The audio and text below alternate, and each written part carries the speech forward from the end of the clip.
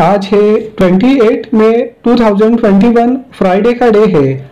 अगर आपने मेरा चैनल सब्सक्राइब नहीं किया है तो स्टॉक मार्केट की जेन्युइन इंफॉर्मेशन पाने के लिए मेरे चैनल को सब्सक्राइब कीजिए। डिक्सन टेक्नोलॉजीज के बारे में बात करेंगे। इस स्टॉक ने लॉन्ग टर्म में बहुत ही अच्छा रिटर्न दिया है और मेरा यह मानना है कि ये स्टॉक आगे भी बहुत ही अच्छा रिटर्न देगा।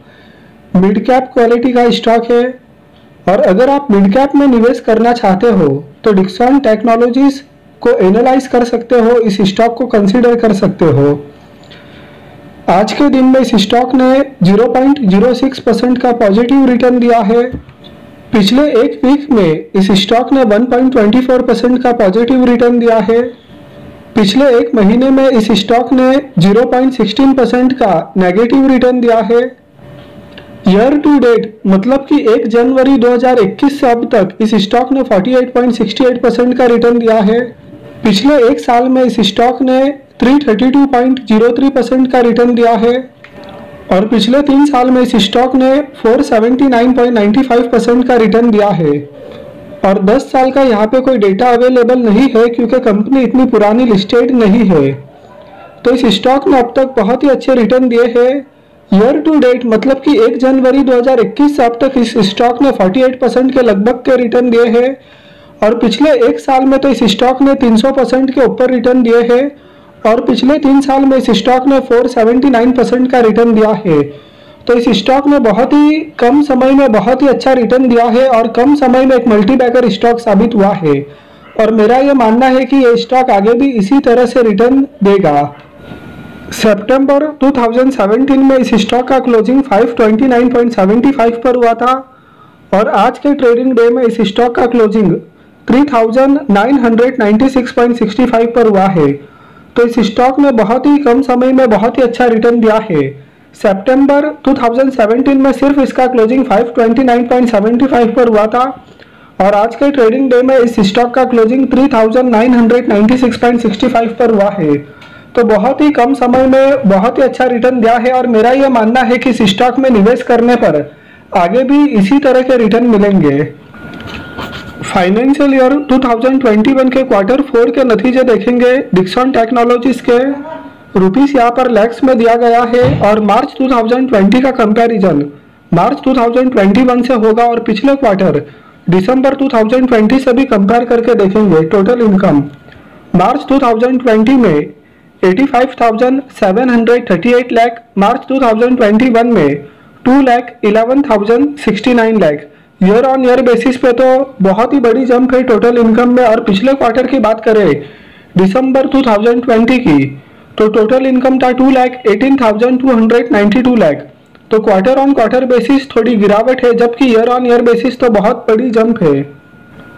टोटल एक्सपेंसेस मार्च 2020 में 82,012 लाख और मार्च 2021 में 2,04,932 लाख।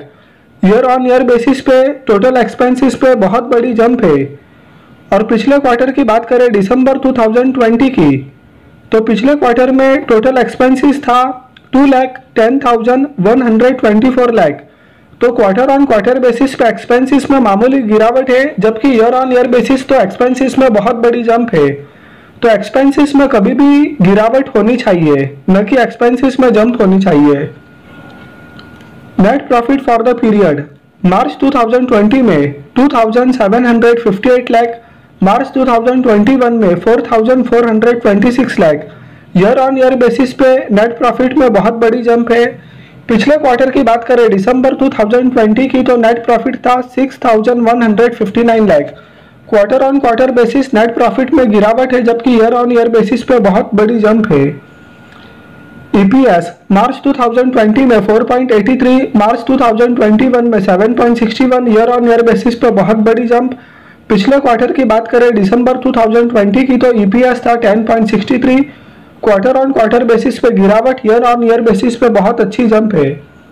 तो कंपनी ने फाइनेंशियल ईयर 2021 के क्वार्टर 4 का जो रिजल्ट पोस्ट किया है उसमें क्वार्टर ऑन क्वार्टर बेसिस गिरावट है जबकि ईयर ऑन ईयर बेसिस बहुत ही अच्छी जंप है। तो मेरा यह मानना है कि अगर किसी क्वार्टर का रिजल्ट कमजोर आ जाए इसका मतलब यह नहीं कि कंपनी खराब हो गई है। ईयर ऑन ईयर बेसिस पे किसी भी कंपनी को कंपेयर करना ज़्यादा सही तरीका होता है।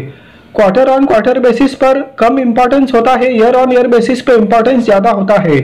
कंपैरिजन का सही तरीका ईयर ऑन ईयर बेसिस पर होता है। तो मेरा यह मानना है कि फाइनेंशियल ईयर 2021 के क्वार्टर 4 के नतीजे डिक्सन टेक्नोलॉजीज के काफ़ी शानदार आए हैं और जिनके पास में होल्डिंग है वो इस स्टॉक में कंटिन्यू कर सकते हैं और इस स्टॉक में निवेश करने पर भी आगे बहुत ही अच्छा रिटर्न मिल सकता है। Total reserves and surplus 690.61 crore, year on year basis पे बहुत अच्छा इंप्रूवमेंट है। Long term borrowings 56.38 crore, short term borrowings 71.25 crore है। Cash and cash equivalents 40.93 crore है और total assets 2418.99 crore. Year on year basis पे बहुत ही अच्छा इंप्रूवमेंट है।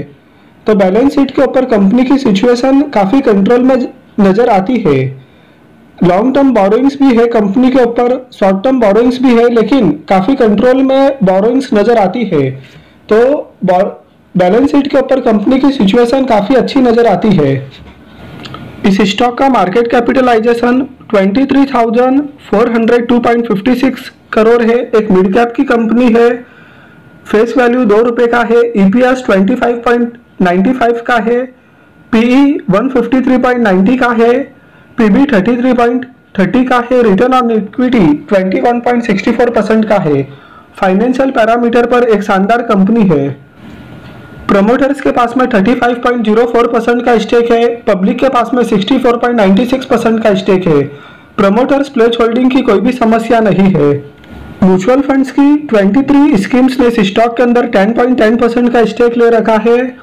242 फॉरेन पोर्टफोलियो इन्वेस्टर्स ने इस स्टॉक के अंदर 19.84% का स्टेक ले रखा है। तो जब हम इस स्टॉक के अंदर इंस्टीट्यूशनल इन्वेस्टमेंट देखते हैं, फॉरेन पोर्टफोलियो इन्वेस्टर्स और म्यूचुअल फंड्स की हिस्सेदारी जोड़ करके देखते हैं, तो ये हिस्सेदारी 29.94% के लगभग निकल कर आती है। तो इस स्टॉक के अंदर इंस्टीट्यूशनल इन्वेस्टमेंट काफ़ी अच्छा है, 29.94% के लगभग का। तो यहाँ पर मेजॉरिटी शेयर होल्डिंग प्रमोटर के पास में है और प्रमोटर प्लेस होल्डिंग की कोई भी समस्या नहीं है। तो इस स्टॉक का जो फाइनेंशियल ईयर 2021 के क्वार्टर 4 के नतीजे आए हैं उसमें क्वार्टर ऑन क्वार्टर बेसिस गिरावट है, जबकि ईयर ऑन ईयर बेसिस तो बहुत अच्छी जंप है। तो मेरा यह मानना है कि क्वार्टर ऑन क्वार्टर बेसिस उतना इम्पोर्टेंस नहीं होता है, या किसी क्वार्टर का रिजल्ट कमजोर आने पर भी कोई कंपनी खराब नहीं हो जाती है। कंपैरिजन करने का सही तरीका ईयर ऑन ईयर बेसिस पे होता है और ईयर ऑन ईयर बेसिस पे तो बहुत ही अच्छा रिजल्ट आया है। बैलेंस शीट के ऊपर कंपनी की सिचुएशन काफ़ी कंट्रोल में नज़र आती है और इस स्टॉक ने काफ़ी कम समय में बहुत ही अच्छा रिटर्न दिया है और इस स्टॉक के अंदर इंस्टीट्यूशनल इन्वेस्टमेंट भी अच्छा है। तो लॉन्ग टर्म इन्वेस्टमेंट के लिए काफ़ी बेहतरीन स्टॉक लगता है। तो आप अपनी एनालिसिस कीजिए, रिसर्च कीजिए, अपने फाइनेंशियल एडवाइजर्स की सलाह लीजिए और तब भी आप इसमें निवेश कीजिए। वीडियो आपको पसंद आया हो तो लाइक कीजिए, चैनल को सब्सक्राइब कीजिए। Thank you.